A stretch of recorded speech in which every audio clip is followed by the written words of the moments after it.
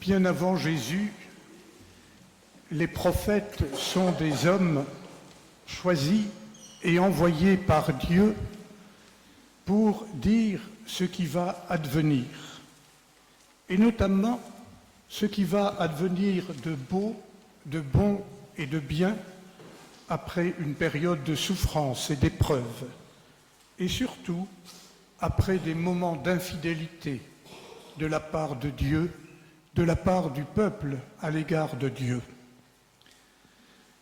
Le prophète Isaïe, que nous avons entendu tout à l'heure, proclame que le peuple qui marchait dans les ténèbres a vu se lever une grande lumière et que ce peuple est libéré.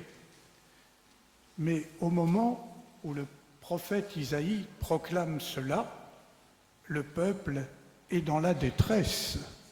Il est loin d'être dans la lumière. Il est plongé dans le drame d'une guerre qui occupe son territoire et qui vient dévaster sa population. Le peuple souffre et pourtant déjà le prophète annonce une grande lumière. Les bottes, les manteaux couverts de sang, ce sont bien sûr ceux des envahisseurs qui viennent faire souffrir et désespérer le peuple. Mais il y aura une grande lumière. Un enfant va venir. L'enfant, bien sûr, au temps du prophète Isaïe, ce n'est pas encore Jésus, c'est un roi qu'on attend, un roi qui va prendre la tête du peuple et qui va renverser la situation. Mais à travers ce roi qui va venir, c'est déjà un autre roi qui est attendu, qui est guetté, qui est désiré. Et ce roi, c'est celui que nous venons de déposer dans la crèche. C'est Dieu lui-même qui s'est fait homme et qui est né dans la pauvreté et le dénuement au cœur de notre humanité. Le signe qui est donné, oh, ce n'est pas une victoire, ce n'est pas un triomphe, ce n'est pas une armée, ce n'est pas de l'argent, ce n'est pas une puissance économique, ce n'est pas un ordinateur, ce n'est pas une intelligence artificielle. Celui qui est annoncé, c'est un tout petit enfant. Et un petit enfant, insiste l'Évangile, qui naît dans des conditions tout à fait incroyables et qui est absolument inconnu de tous ses contemporains, le fils de Joseph et de Marie.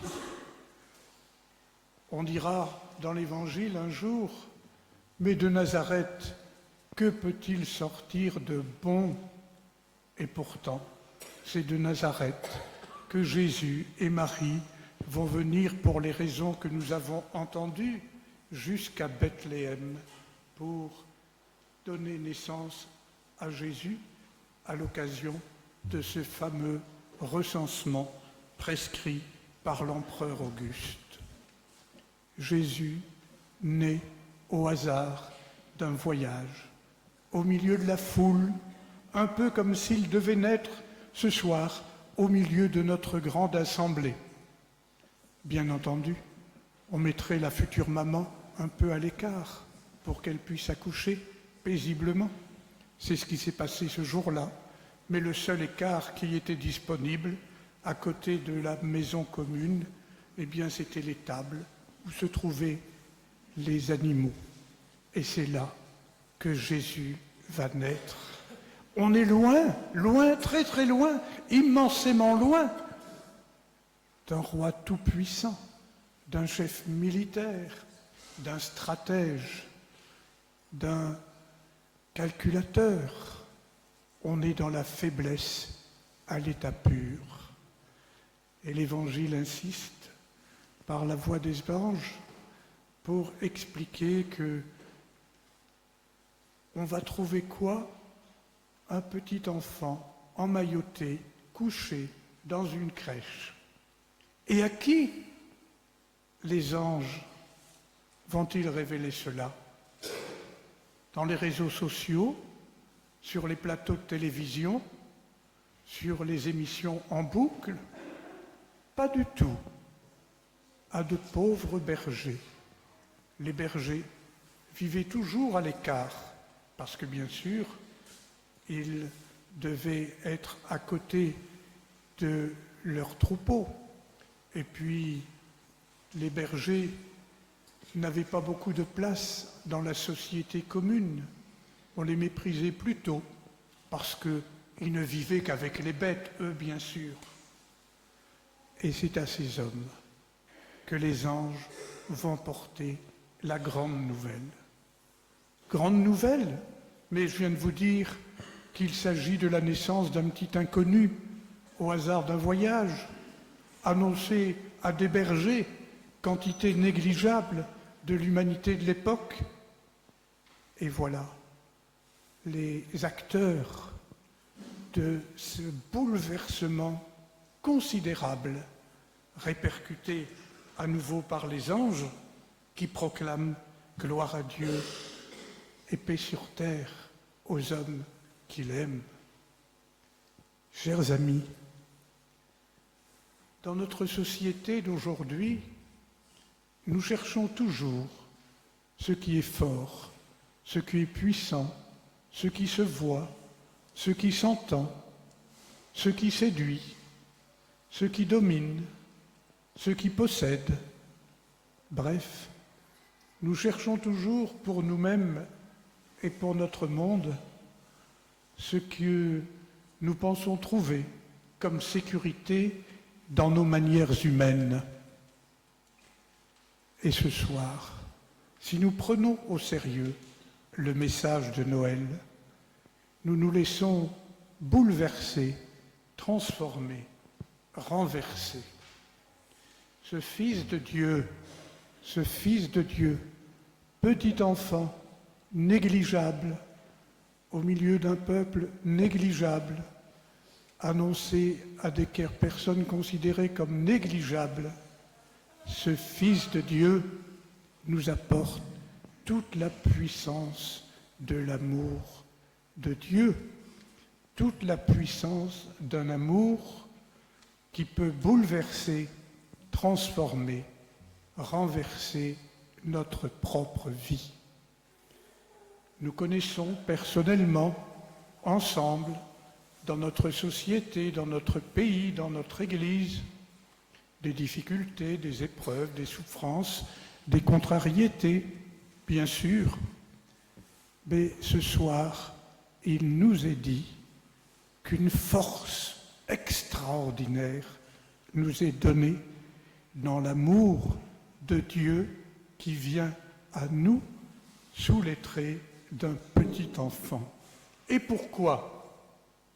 Parce qu'il est pauvre et qu'il n'a que son amour à offrir et à donner.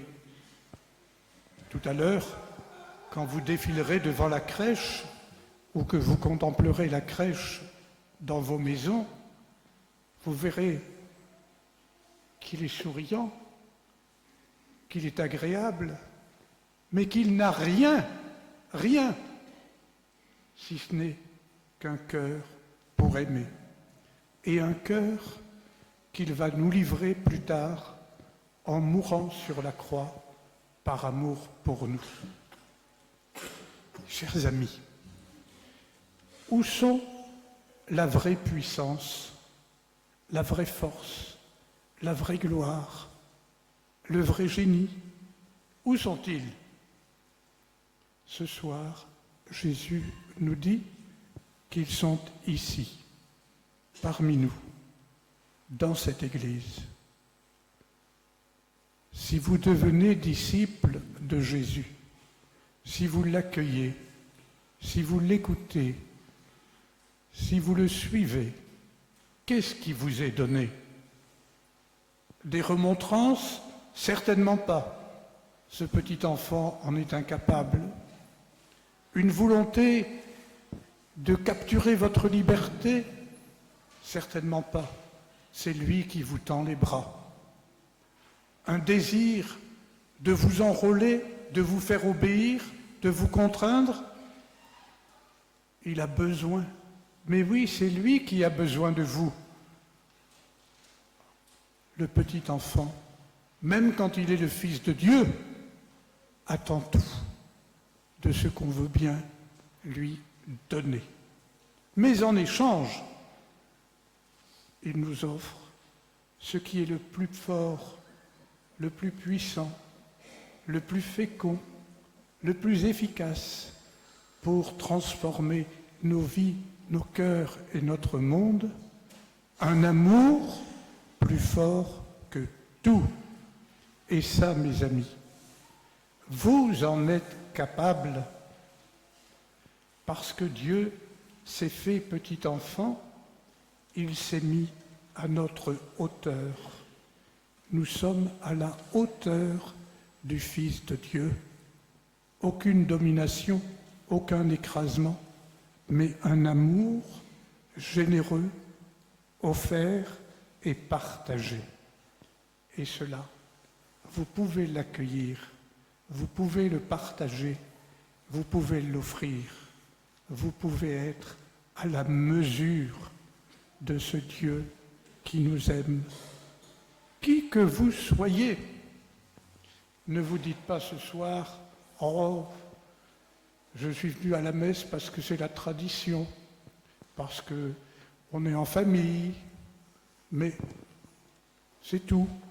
Après, on tournera la page avant de faire la fête. » Mais non, ce Dieu, ce petit enfant, Fils de Dieu, a besoin de vous, vous avez besoin de lui. Et vous pouvez vivre ensemble, nous pouvons vivre ensemble, une aventure merveilleuse au cœur de notre monde. Il y a ce soir dans notre Église une énergie extraordinaire. Elle est pourtant si faible, si fragile, si pauvre, comme l'est un tout petit bébé qui vient de naître. Mais c'est la puissance de l'amour qui nous est offerte et qui nous est donnée. Mes amis, ne laissez pas passer cette joie, accueillez-la et qu'elle soit pour vous source d'une grande espérance pour votre vie et celle de tous ceux que vous aimez.